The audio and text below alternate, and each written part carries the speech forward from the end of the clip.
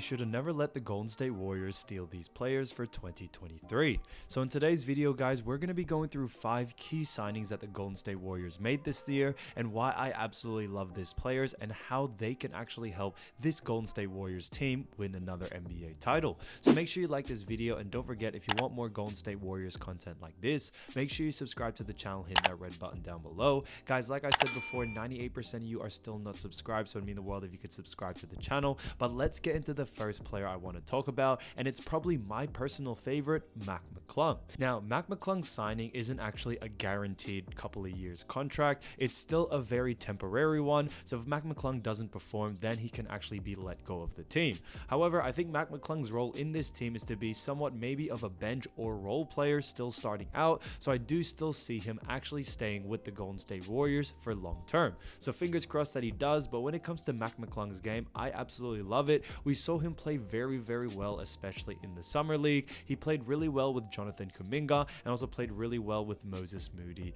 on top of that. Now, I think what really makes it special is that McClung's game isn't really like anyone else in the Golden State Warriors, and I think that's what can really help them prosper when it comes to adding someone like McClung. Now, McClung last season, he actually played for the G League, so he actually played for the South Bay Lakers, but he put up some pretty good stats. He actually had 21.6 points per game and actually had a field goal of 46.7%.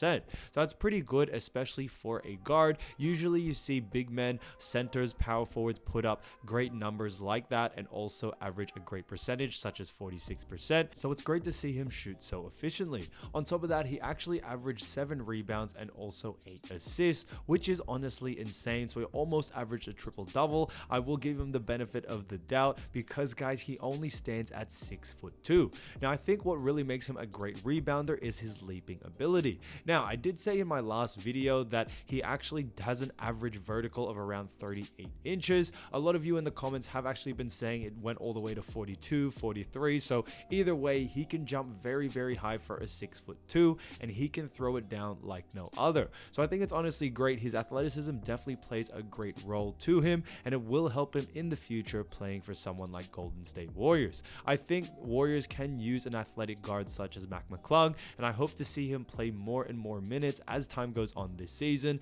because, guys, I really do see him becoming an all-out great player. Now, the second great signing the Golden State Warriors made this year was signing JaMychal Green. Now, I've said my piece, and I have done a video on JaMychal Green on why I absolutely love him so much. He is going to be such an underrated player. I think he's going to surprise a lot of people just how great he can actually play.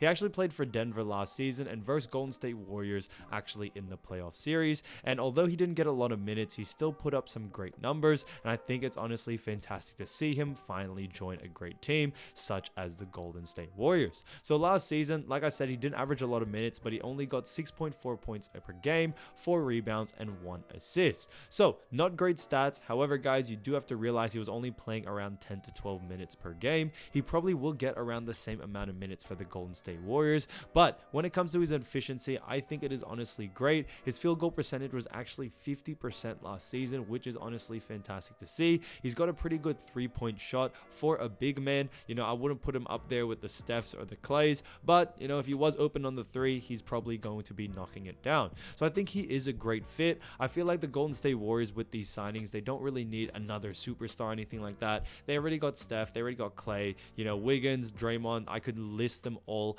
What they really need are the supporting casting players that are very efficient and really work well with the current core that they have. And I think JaMychal Green really does fit that mindset. He does remind me of a bit of Draymond Green in a sense that his defense is very hard-nosed. I absolutely love that. He loves to hustle, get rebounds, get blocks, you know, really put pressure on defense. And I think that's what's really going to have him flourish within this team. You know, he doesn't have to do the scoring. He doesn't have to, you know, drop assists left, right, and center. As long as he does his role of playing great defense and shooting when it's time for him to shoot, I think JaMychal Green will really flourish and definitely give us some great numbers this season. So the third signing that I absolutely love from the Golden State Warriors was signing and also drafting rookie Patrick Baldwin Jr.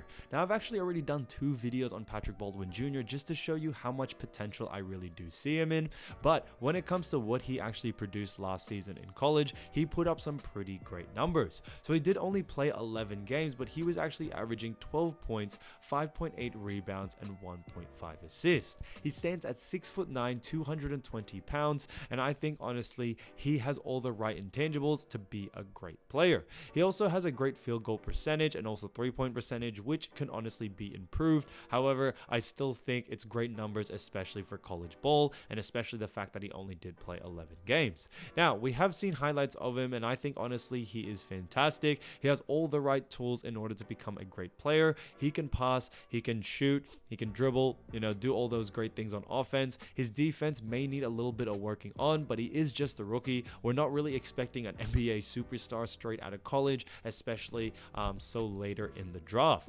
However, when it comes to him, I think what made Patrick Baldwin Jr. drop and why Golden State Warriors were actually able to get him was because of his injury proneness. Now, I think this is honestly huge. A lot of people really don't like drafting injured players, and when that does happen, it really can cause a lot of problems. But I love how the Golden State Warriors took a chance on him, because if Patrick Baldwin Jr. is completely healthy, he can definitely dominate. We also saw this with other players like Michael Porter Jr. I was a big fan of Michael Porter Jr., but obviously his injuries did lower his draft stock. He ended up going to Denver. Yes, he can get injured here and there, but when Michael Porter Jr. is completely healthy, he is honestly an absolute beast. So shout out to Michael Porter Jr., but I think Patrick Baldwin Jr. is also on the same path. I really do think if he does get 100% healthy, we can honestly see him be another superstar, especially for that second unit. Now, I don't mean superstars and all-star or anything like that just yet, but I do think he will be a lead role for that second unit, maybe provide the scoring,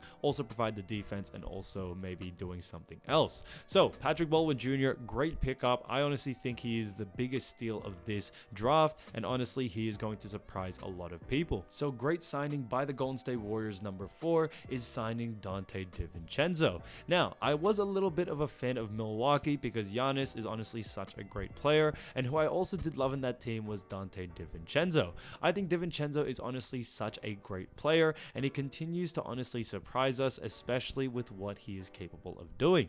Now, Donte DiVincenzo has had a bit of a rough couple of years due to the fact that he wasn't getting a lot of game time in Sacramento. They weren't really playing him the way he wanted to actually play, and there was a lot of feud between the two.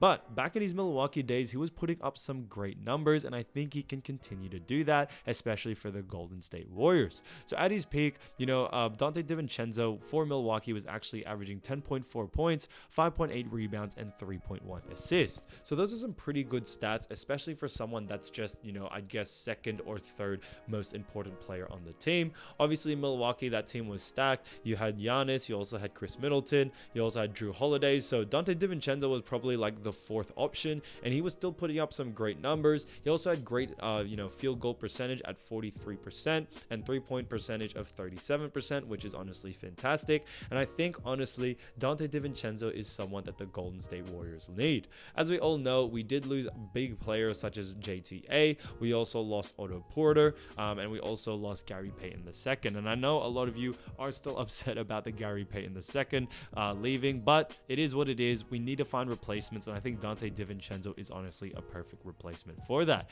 I think he's going to provide a lot, not only on offense, but also on defense. Not many people realize that DiVincenzo is actually a great on-ball defender. He is a bit smaller in a sense that he probably can't guard centers or power forwards. He does stand only at 6'4", but nowadays power forwards around 6'6", 6'7" sometimes. People like to run small ball, so DiVincenzo, I think if he does get switched on a big, can definitely handle his own weight.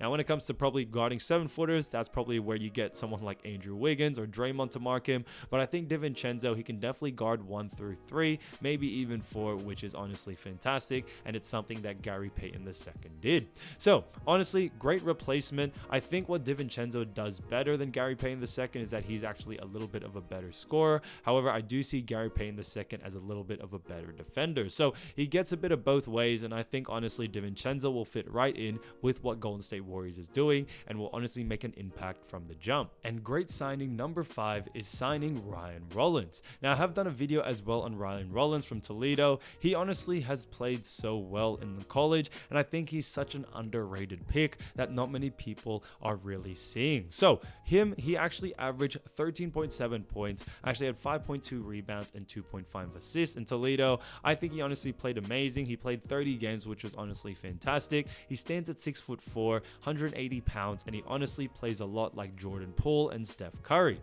So I'm starting to see the resemblance on why Golden State Warriors were so big on him and why they ended up signing him. He definitely is a second coming to those players, and I think he will honestly fit perfectly. He isn't a great three-point shooter in a sense of Jordan Poole's level or even Steph Curry's level, but I think he can definitely get there. He has a great shot. I think it's honestly pretty consistent. He shot the three ball last year at 34%, which could use a little bit of work. That's still a great percentage, but I think if he can get those numbers up, he will honestly be fantastic. His field goal percentage was a little bit low at 43%, but I still think those are great numbers per se.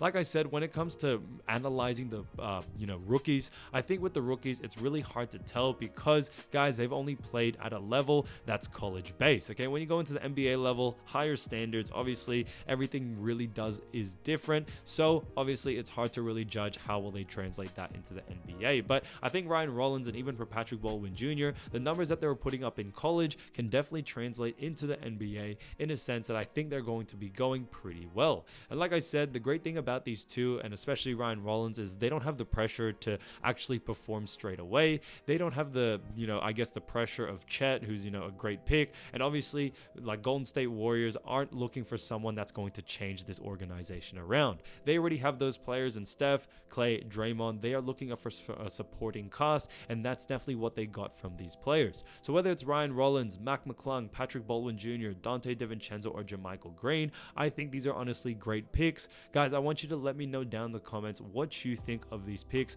Who is also your favorite signing the Golden State Warriors made this year, and do you think there is someone else they should sign? So guys, let me know what you think. Thanks so much for watching, and I'll see you soon. Peace.